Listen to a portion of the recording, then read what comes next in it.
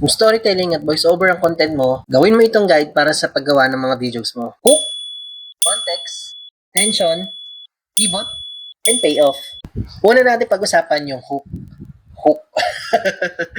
Ano ba yung hook? Ito yung unang 3 segundo ng content mo na pwede mong gamitin para makahata ka ng viewers. Ito yung isa sa pinakamadaling paraan para makahakot ka ng views at followers.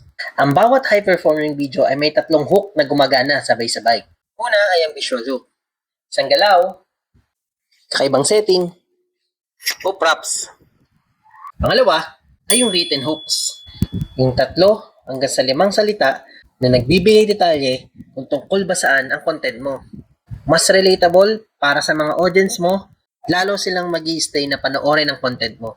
At ang pangatlo ay ang verbal hook.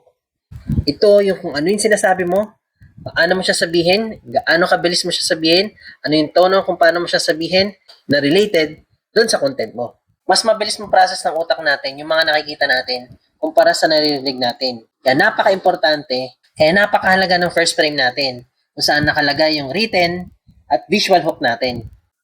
Dahil kung hindi tugma ang naririnig nila sa visual at written hook mo, aalis yung mga audience mo bago pa makarating yung mensahe mo para sa kanila.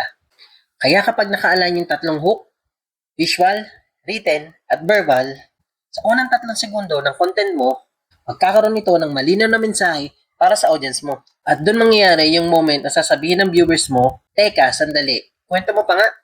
At yun mismo ang paraan para magkaroon ka pa ng mas maraming views at mas maraming followers. Sa susunod nating content, itatapik naman natin yung pangalawang step para sa storytelling at voice-over content. Kaya kung gusto mo pa na ganitong content, huwag kakalimutang i-like and i-share. Bye-bye!